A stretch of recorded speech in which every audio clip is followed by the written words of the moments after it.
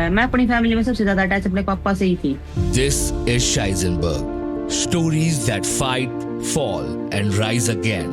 And this is Manisha. Medal की तो अलग ही फीलिंग होती है। मुझे घर वालों से मिले हुए 6-6 महीने भी हो जाते हैं।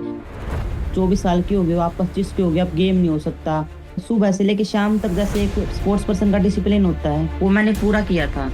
भगवान जी के आगे नहीं, बस इसी चीज का मैं दिन रात बोलती हूँ कि आपने मुझे इंजरी से बचा के रखा ना। वर्क तो हम कर लेंगे, लेकिन इंजरी एक ऐसी चीज है जो फैमिली को, सबको एक डिप्रेशन में डाल देती है। 28 की तरफ ना बहुत जल्दी बढ़ूंगी और अच्छी प्रैक्टिस करूंगी तो अच्छा बेस्ट ही होगा next. Hear how one woman fought her way to gold and found something deeper than victory.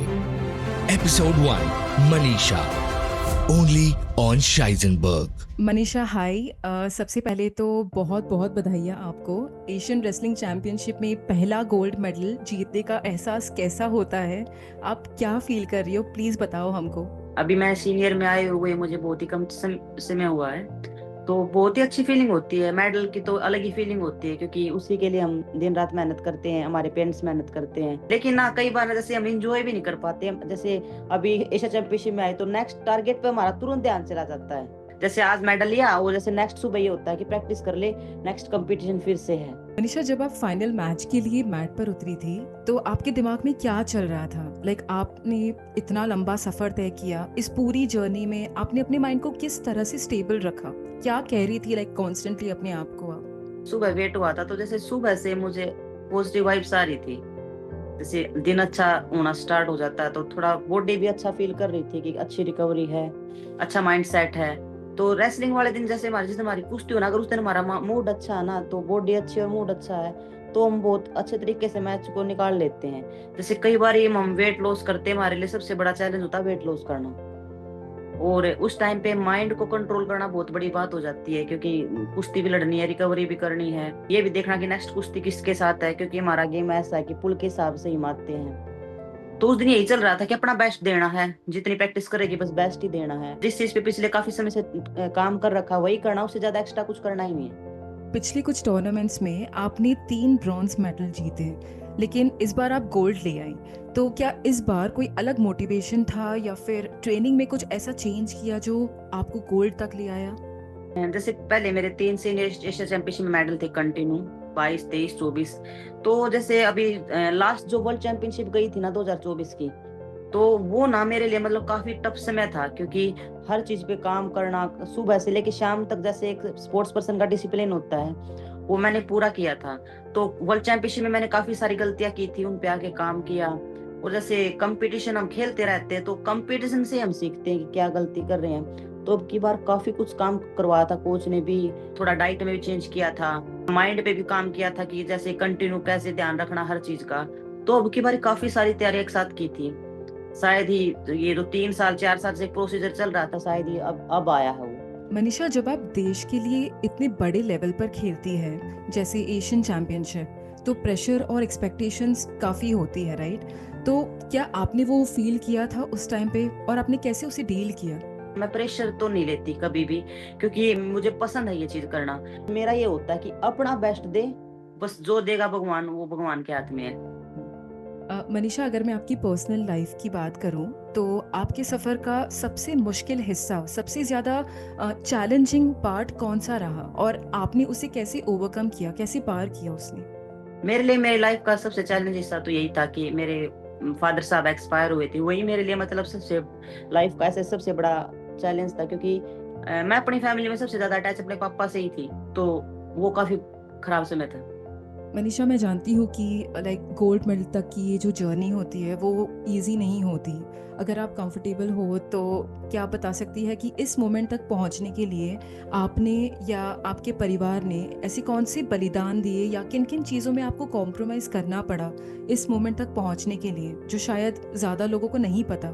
जैसे हम जहाँ पे अभी प्रैक्टिस कर रही है, हमारे घर से 70 किलोमीटर दूर है, और मेरी फैमिली दूसरे डिस्ट्रिक्ट में रहती है, मैं दूसरे डिस्ट्रिक्ट में रहती हूँ। हाफ फैमिली मेरे पास मेरी केयर के लिए रहती है, हाफ फैमिली जहाँ मेरा परमानेंट एड्रेस है, जहाँ मेरा घर है, गांव है, वहां पे रहती है। तो मतलब ऐसा भी टाइम आता है कि मुझे घर वालों से मिले हुए 6-6 महीने भी हो जाते हैं, क्योंकि मेरा माइंड सेट ये कहता है कि मैं फैमिली में जाती हूँ थोड़ा इमोशनल हो जाती हूँ। तो थोड़ा मेरा ये भी है कि मैं मेरी प्रैक्टिस एक टाइम भी नहीं हो ना, तो मुझे यूं लगता है कि तू डाउन तो नहीं आ गई, मतलब ये मेरी थोड़ी थिंकिंग आती है कि तू डाउन तो नहीं चली जाओगी, अभी इतनी प्रोग्रेस की है, एक टाइम की प्रैक्टिस नहीं मिस होनी चाहिए। तो काफी सारे सेक्रीफाइस हुए हैं, जैसे मम्मी से भी कई बार नहीं मिल पाती, कई बार जैसे बाहर रहती हूँ घर वाले बोलते हैं कि थोड़ा घर भी आया कर, तो कई सारी चीजें हो जाती है जो एक स्पोर्ट्स पर्सन के लिए बहुत ही डिफिकल्ट होती हैं, पेरेंट्स से इतने इतने समय दूर रहना, और कोई भी फंक्शन अटेंड नहीं करना, चाहे बारिश है चाहे कुछ भी है, हम किसी चीज का हम एंजॉय तो लेते ही नहीं। मतलब मेरा पर्सनली ये है कि मैं मतलब थोड़ा गेम को ज्यादा सीरियस ही लेती हूँ, क्योंकि गेम की जो लाइफ है वो ये तो नहीं है कि लाइफ टाइम ही चलेगी, बहुत ही एक समय होता है इस चीज का। तो मतलब मैं इस टाइम पे सारी चीजों को एक साइड रख के, गेम एक साइड है, सारी चीजें एक साइड है मेरे लिए। तो मतलब मेरा पर्सनल यही है। जैसे गोल्ड मेडल जीतना सिर्फ एक मेडल नहीं होता, लाइक वो पकड़ने से बहुत ज़्यादा होता है। हर खिलाड़ी के लिए इसका मीनिंग अलग होता है। आपके लिए ये मेडल जीतने का क्या मतलब है? जैसे क्या इसके पीछे कोई खास या फिर कोई पर्सनल फीलिंग्स जुड़ी हुई है? जैसे 3 साल से ब्रोंज ब्रोंज आ रहा था, तो अब की बार मैंने यही डिसाइड किया कि फिर से एक बारी ट्राई किया जाए 62 केजी में ही। और ये मेरा जैसे अब की बार 62 केजी में खेलने का एक टारगेट था कि जैसे अभी नेक्स्ट कंपटीशन वर्ल्ड चैंपियनशिप है, उसके बाद नेक्स्ट कंपटीशन एशियन गेम्स है, तो कुश्ती तो उन्हीं लड़कियों के साथ ही आनी दोबारा दोबारा फिर से। तो मेरा यही टारगेट था कि 62 में खेलना है और अपना बेस्ट देना है। तो यही था बस दिमाग में। तो और मेडल की फीलिंग तो मैडम बहुत ही अलग होती है। अब जैसे मेडल आया, इससे थोड़ा पॉजिटिव वाइब्स आ रही हैं कि अभी वर्ल्ड चैंपियनशिप में शायद और अच्छा बेस्ट कर सकती हूँ। इस गोल्ड मेडल के बाद क्या आपको लगता है कि आप खुद को एक नए एक अलग नज़रिए से देखने लगी हो? लाइक एक एथलीट या एक इंसान के रूप में कुछ चेंज हुआ है, कोई भी चेंजेस हुए हो इस गोल्ड मेडल के बाद? जैसे ना थोड़ा कॉन्फिडेंस लेवल होता है ना, जो जैसे कई चीजों में मैं हिचकिचाती थी, तो अब जैसे यूं लग रहा है कि वो तू कर सकती है। जैसे कई चीजें थी मैं नहीं करती थी रेसलिंग में, कि ये नहीं करना शायद इससे पॉइंट चले जाएंगे, तो अभी ना काफी सारी चीजें ना मेरे लिए मतलब हर चीज एक पॉजिटिव वाइब्स दे रही है कि हाँ ये करेगी तो ये बेस्ट होगा, ये बेस्ट होगा। तो मतलब ये मेडल आया ना, ये मेडल अभी आया है 2025 में, लेकिन ना अभी 28 की तरफ ना मुझे यूं फील आ रही है कि मतलब 28 की तरफ मैं बहुत जल्दी बढ़ूंगी और अच्छी प्रैक्टिस करूंगी, तो मतलब बेस्ट करूंगी, अपना हर दिन बेस्ट करूंगी, तो अच्छा बेस्ट ही होगा नेक्स्ट। कई लोग आज भी ऐसा सोच लेते हैं कि रेसलिंग सिर्फ लड़कों का खेल है, या लड़कियां टफ नहीं हो सकती, शादी के बाद या एज बढ़ने के बाद लड़कियों का करियर ख़त्म हो जाता है। तो आपको वो कौन से मिसकंसेप्शन सबसे ज़्यादा फील होते हैं और आप अपनी जर्नी से उनका जवाब कैसे देती हैं? बस फील एक ही बात पे होता है, जब ऐसे बोलते हैं ना कि 24 साल की हो गई हो आप, 25 के हो गए, अब गेम नहीं हो सकता। अभी ये बताओ कि जिसने गेम ही 18 की एज में शुरू किया है, तो वो क्यों नहीं कर सकता। बस ये चीज थोड़ी ही ट्रिगर करती है कि ऐसा बोल देते हैं कि अभी काफी सीनियर हो गए हैं, अभी नहीं हो सकता, थोड़ा ही बस ये चीज ट्रिगर करती है, और तो कुछ नहीं। Manisha, if you don't mind, आप अभी 28 ईयर्स के हैं, राइट? जी जी। ओके, सो आपको कभी ऐसे मूड स्विंग्स या फिर ऐसा कभी ऐसे पर्सनली बायोलॉजिकली कभी कोई चैलेंज फेस करना पड़ता है जब रेसलिंग की बात आती है तब? स्पोर्ट्स पर्सन के मूड स्विंग्स तो प्रैक्टिस को लेके होते हैं, या फिर मैच को लेके होते हैं, या फिर मतलब कई बार मूड स्विंग्स हमारे थोड़ा ये जैसे मौसम का बदलाव होता है उससे भी होते हैं। तो मतलब ऐसा तो मेरे साथ तो यही होता है, मेरे साथ प्रैक्टिस नहीं होती तो मूड स्विंग्स होते हैं, प्रैक्टिस बेस्ट चल रही है तो मूड भी बेस्ट ही चल रहा है। अगर प्रैक्टिस मिस होगी तो मैं ना इतनी चिड़चिड़ी हो जाती हूँ, मतलब फैमिली वालों को यूं लगता है ये प्रैक्टिस पे ही चली जाती, इससे अच्छा तो। ऐसा एक्सीडेंटली आप किसी के सामने ऐसे आए हो कि आपको एक्चुअल में अपना रेसलिंग के जो आपके स्किल्स है वो यूज करनी पड़े रियल में? नहीं मैम, ऐसा तो कभी नहीं आया। अगर आप अपनी छोटी उम्र वाली वर्जन से बात कर सकती या नए रेसलर्स जो आ रहे हैं उनको अगर एक मैसेज दे सकती तो वो क्या होता? बस ये होता हार्ड वर्क, कंटिन्यू वर्क, और सबसे सबसे बड़ा यही डिसिप्लिन। डिसिप्लिन अगर किसी के अंदर है ना, चाहे वो स्पोर्ट्स पर्सन है, चाहे वो पढ़ने वाला है, चाहे वो कोई भी साइड उसका लगा लो आप, अगर आप हार्ड वर्क और दिल से कर रहे हो ना वो चीज, मुझे नहीं लगता कि मतलब वो नहीं हो सकता। क्योंकि जहां तक अभी मैं पिछले 4 साल से ही काफी सीरियस हुई हूँ गेम को लेके, तो पिछले 4 साल से मैं खुद फील कर पा रही हूँ उस चीज को कि अगर हम किसी चीज के पीछे दिन रात लगे हुए हैं ना, तो वो चीज ना हमें मतलब मिलती है, थोड़ा लेट मिलती है, कई बार किसी को जल्दी मिल जाती है, किसी को लेट मिलती है। अगर आपने उस पर दिन रात दिल लगा के वर्क किया ना, तो आपको मिलेगा ही मिलेगा, 100% मिलेगा। और अपने वर्क पे दिन रात ध्यान दिया है, तो चाहे वो कोई फील्ड हो मैम। इस गोल्ड मेडल के बाद आपकी लाइफ में कोई चेंजेस आए हैं, कुछ मेजर चेंजेस? मेजर चेंजेस तो मैम ऐसा तो कुछ नहीं आया है, बस मेरा तो यही है, जैसे मैं वहां से आई, नेक्स्ट डे ही मेरी प्रैक्टिस शुरू हो गई थी वापस से, क्योंकि अभी नेक्स्ट कंपटीशन मेरा वर्ल्ड चैंपियनशिप है और बीच में मेरे 2 कंपटीशन भी है, वर्ल्ड रैंकिंग सीरीज। क्योंकि अभी मेरा यही कि परफॉर्म बहुत अच्छी करनी है अभी भी इस मुझे ऐसा लगता है पर्सनली कि थोड़ी बहुत और भी गलतियां की है मैंने, भले ही गोल्ड आया है लेकिन कुछ गलतियां की है मैंने इस कंपटीशन में, शायद और बेस्ट कर सकती थी।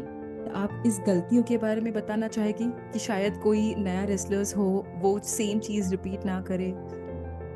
जैसे मतलब एक ही चीज को 3 बार अपने बॉडी पे करवाना, मतलब 3 बार ही वही बार बार अटैक अप्लाई कर रही है और मैं उसको बार बार मतलब वही चीज करने दे रही हूँ, तो ये मतलब मुझे ऐसा लगता है कि नहीं करने देना चाहिए था, क्योंकि अगर उसको थोड़ा कंट्रोल और भी ज्यादा कर सकती थी मैं। मुझे ऐसा फील आ रहा है कि जैसे मेरा कोई फेवरेट चीज है, मैं उसको एडजस्ट करने मुझे काफी टाइम लग रहा था, और जिस हिसाब से मैंने प्रैक्टिस कर रखी थी तो उस हिसाब से इतना टाइम नहीं लगना चाहिए था, क्योंकि मेरा कुछ एक पर्सनल अटैक है अंडर हुक, तो वो मुझे एडजस्ट करने में काफी समय लग रहा था, लेकिन इतना समय मुझे यहाँ प्रैक्टिस में नहीं लगता एडजस्ट करने में।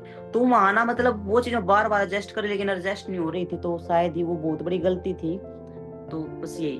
आपकी इंजरीज के बारे में भी जानना था कि ऐसी कभी आपको लाइफ में इंजरी आई जो एक्चुअल में लाइक बहुत बड़ा इम्पैक्ट आप पे छोड़ गई? मैं ना सच्ची बताऊं ना, मैं ना भगवान जी के आगे नहीं, बस यही इसी चीज का मैं दिन रात मतलब बोलती हूँ कि आपने मुझे इंजरी से बचा के रखा ना, मतलब वर्क तो हम कर लेंगे लेकिन इंजरी एक ऐसी चीज है जो मेंटली, फिजिकली और फैमिली को सबको एक डिप्रेशन में डाल देती है, क्योंकि एक पूरी फैमिली हमारे ऊपर ही रहती है दिन रात, हम क्या कर रहे हैं, अगर हमें इंजरी हो रही है तो हमारी फैमिली को भी इंजरी हो रही है, क्योंकि हम परेशान होते तो फैमिली भी साथ साथ परेशान होती है, क्योंकि वही हमारी केयर करते हैं। तो भगवान के दया से कभी इंजरी तो नहीं हुई है, और बस यही बोलती हूँ कि भगवान आगे भी इंजरी मत दे, बाकी तो मैं कर लूंगी।